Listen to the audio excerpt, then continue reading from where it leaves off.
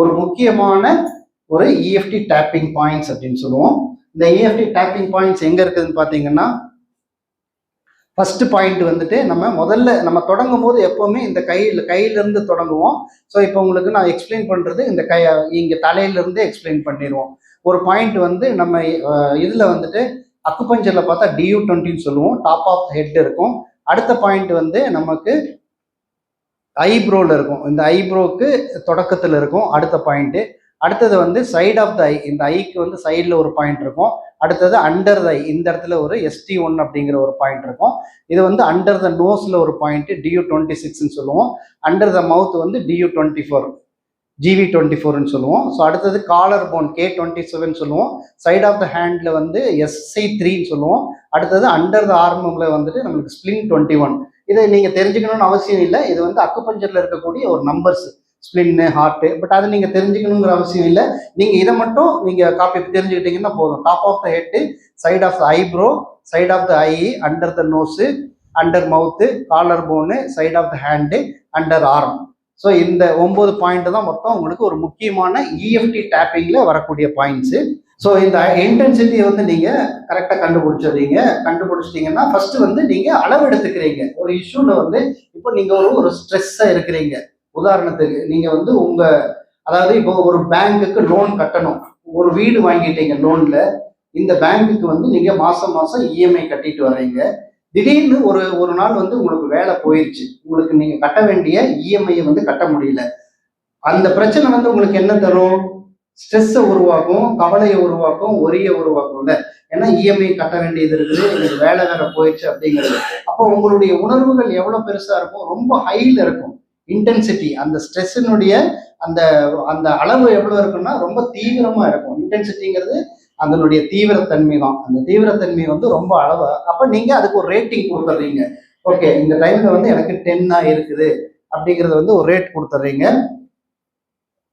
So இதுதான் வந்து அதனுடைய இது. Identify the issue, tap meridians. நம்ம அந்த மெரிடியன் பாயிண்ட்ஸ் வந்து நம்ம காமிச்ச அத்தனை பாயிண்ட்ல வந்து டேப் பண்ண போறோம். Verbal processing, affirmations, religion, energy patterns and neural pathways. அந்த நியூரல் பாத்வேஸ்ல நம்ம அந்த பதிவுகளை செய்வதற்கு என்ன மாதிரி அஃபர்மேஷன் போடணும் இந்த இஎஃப்டில, அதை பத்தி வெர்பல் ப்ரோசஸிங்.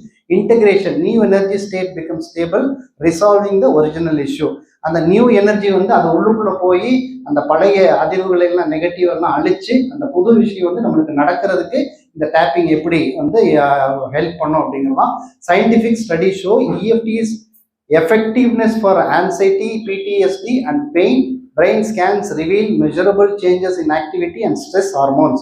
ஸோ இந்த இஎஃப்டியை நம்ம ரெகுலராக பண்ணும்பொழுது ஸ்ட்ரெஸ்ஸை வந்து அதனால இருக்கக்கூடிய இன்டென்சிட்டியை குறைக்கும். ஸ்ட்ரெஸ்ஸை மட்டும் குறைக்காது, இந்த இஎஃப்டியை வந்து நம்ம எல்லா இதுக்கும் யூஸ் பண்ணிக்கலாம். நம்மளுடைய பிசிக்கல் ப்ராப்ளம், உடல் ரீதியாக இருக்கக்கூடிய ப்ராப்ளம் ஆகட்டும், பணம் வர வேண்டிய ஒரு இஷ்யூவாக இருக்கட்டும், ஃபைனான்சியல் ப்ராப்ளமாக இருக்கட்டும், இது எல்லாத்துக்குமே நம்ம இந்த இஎஃப்டியை வந்து யூஸ் பண்ணிக்கலாம். ஓகே, அடுத்தது வந்து நம்மளுடைய ஃபர்ஸ்ட் நான் காமிச்சேன் இல்லைங்களா, இதுதான் வந்து அந்த கராட்டே சார்ட் பாயிண்ட். இது அக்குபஞ்சர்ல வந்து SI3ன்னு சொல்லுவோம். இதனுடைய எமோஷனல் என்ன பார்த்தீங்கன்னா resistant to change, self sabotage. Self சாப்போர்டேஜ்னா நம்மை தாமே வந்து நம்ம மாற்றிக்கொள்ளாம இருக்கிறது தான் அது. இது பெனிஃபிட்ஸ் என்னன்னு பார்த்தீங்கன்னா clear blocks, allows affirmation to work. So இதை நம்ம குயிக்காக போயிடலாம் இதில். ஸோ ஸ்மால் இண்டஸ்ட்ரியினுடைய பெனிஃபிட்ஸ் இதுதான். அடுத்தது வந்து நம்மளுடைய ஐப்ரோ சொன்னேன் இல்லைங்களா, ஐப்ரோ இந்த இடத்துல இருக்குது. இதுதான் வந்து UV2ன்னு சொல்லுவோம். இது வாட்டர் எலிமெண்ட்டோட சேர்ந்தது. இதனுடைய எமோஷன் பார்த்தீங்கன்னா ஃபியர் அண்ட் ட்ராமா இருக்கும். இந்த பாயிண்ட் நம்ம டேப் பண்ணும்போது reduces fear, over thinking and internal. So நம்ம ஆல்ரெடி பார்த்தோம் இல்லைங்களா, அந்த ஃபியர், வாட்டர் எலிமெண்ட்ல இருக்கக்கூடிய ஃபியர், இந்த பாயிண்ட்டை நம்ம டேப் பண்ணும்போது அந்த ஃபியர் வந்து போகும், over thinking and internal tension வந்து குறையும். ஸோ அடுத்தது வந்து நம்மளுடைய உட்டு GB1 இந்த கையில அந்த பக்கத்துல அந்த கண்ணுக்கு ஓரத்துல இருக்கக்கூடியது கேல் பிளாடர். GB1ங்கிறது வந்து கேல் பிளாடர் 1. இது வந்து ஆகாயத்துல இருக்கக்கூடிய point. So emotional, energetic meaning anchor. நம்ம ஆல்ரெடி பார்த்தோம்ல கோபம், அதாவது ஆகாயத்துல இருக்கக்கூடிய உறுப்பு என்னன்னு பாத்தீங்கன்னா லிவரு. கோபம் தான் அதனுடைய எமோஷன். அந்த கோபப்படும் போது அதனுடைய அந்த உறுப்பு வந்து கெட்டு போயிடும். ஸோ இதனுடைய benefits releases emotional frustration and improves clarity. நல்ல கிளாரிட்டியை கொடுக்கும், எமோஷனல் ஃப்ரஸ்ட்ரேஷனை வந்து ரிலீஃப் பண்ணிடும். அடுத்தது வந்து ST1, இந்த கண்ணுக்கு கீழே இருக்கக்கூடிய ஸ்டமக் 1ன்னு சொல்லுவோம். ஸோ இதனுடைய இது என்னன்னு பார்த்தீங்கன்னா ஒரி, நம்ம சாப்பிடாம அது ஸ்டமக்குங்கிறது வந்து நம்மளுடைய எர்த் பாயிண்ட். எர்த்தில் வந்து நம்மளுக்கு ஆன்சைட்டி ஒரி இருக்கும்போது நம்மளுக்கு வந்து சாப்பிட்றதுக்கு பிடிக்காது. ஸோ இதனுடைய பெனிஃபிட்ஸ் என்னன்னு பார்த்தீங்கன்னா comes anxiety, support digestive and emotional balance. Already சொன்ன மாதிரி டைஜஸ்டிவ்க்கு வந்து பசி எடுக்கிறதுக்கு அது வந்து சப்போர்ட் பண்ணி எமோஷனல் பேலன்ஸை வந்து கொடுக்கும். ஸோ அடுத்தது வந்து GV26 சொல்லுவோம். இது REN 26 அக்குபஞ்சர்ல சொல்லலாம். இது வந்து முக்கியமான ஒரு பாயிண்ட். இந்த பாயிண்ட் வந்து நீங்க அமுத்தும் போது ஈவன் ஒரு காக்கா வலிப்பு வந்தவங்களுக்கு கூட கீழே யாராவது மயங்கி விழுகும் போது கூட இந்த பாயிண்ட்டை நீங்க நல்லா ப்ரெஸ் பண்ணீங்கன்னா அவங்க எந்திரிக்கக்கூடிய வாய்ப்பு அதிகமா இருக்கும். இமிடியேட்டா நான் நிறைய ப்ராக்டிக்கல் பண்ணியிருக்கிறேன். யாராவது மயங்கி விழுந்துட்டாங்க இல்லை காக்கா வலிப்பு இருக்குது, அவங்களுக்கு இந்த பாயிண்ட்டை நீங்க நல்லா ப்ரெஸ் பண்ணீங்கன்னா இமிடியேட்டா அவங்க எந்திரிச்சுக்கலாம். ப்ரெஸ் இல்லை, அது அக்குபஞ்சர்ல வந்து ப்ரெஸ் பண்றோம், பட் இங்க வந்து நம்ம டேப் பண்ண போறோம். EFTல வந்து டேப்பிங். அது வந்து நம்ம நீங்க நார்மலா விழுந்துட்டாங்க யாராவது கீழேன்னா அங்க ஜஸ்ட் ஒரு ப்ரெஸ் பண்ணுங்க, அங்க டேப் பண்ண வேண்டாம். யாராவது ஒருத்தர் உங்களுக்கு தெரிஞ்சவங்களோ ஏதோ ஒரு மயக்கம் போட்டாங்க போது நீங்க அங்க டேப் ப்ரெஸ் பண்ணீங்கன்னா போதுமானது. ஸோ இதனுடைய பெனிஃபிட்ஸ் பார்க்கலாம். அண்டர் நோஸ் இல்லை கீழே இருக்கும் location. Emotional shame and guilt, ரொம்ப வெக்கப்படுறது, இந்த மாதிரி குணங்கள் இருக்கும். இதனுடைய பெனிஃபிட் பார்த்தீங்கன்னா ரிலீஸ் கில்ட் ஷேம். நம்ம அதை கில்ட்டுங்கிறது வந்து நம்ம கில்ட்டி ஃபீலிங், நமக்கு நாமே குற்ற உணர்வை ஃபீல் பண்ணுறது. ஷேம் நம்மளுடைய வெக்கத்தை வந்து குறைக்கும். அண்ட் ஹிடன் எம்ப்ராஸ்மெண்ட், நம்மக்கிட்ட இருக்கக்கூடிய அந்த எம்ப்ராஸ்மெண்ட்டையும் வந்து தகர்க்கக்கூடிய அற்புதமான புள்ளி. அடுத்தது REN 24.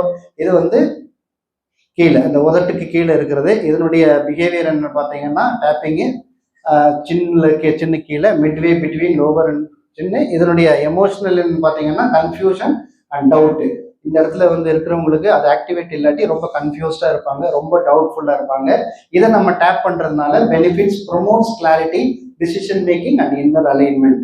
உள்ள இருக்கக்கூடிய அலைன்மெண்ட்டை வந்து இதை கண்டிப்பாக நம்மளுக்கு சரிப்படுத்தி கொடுக்கும்.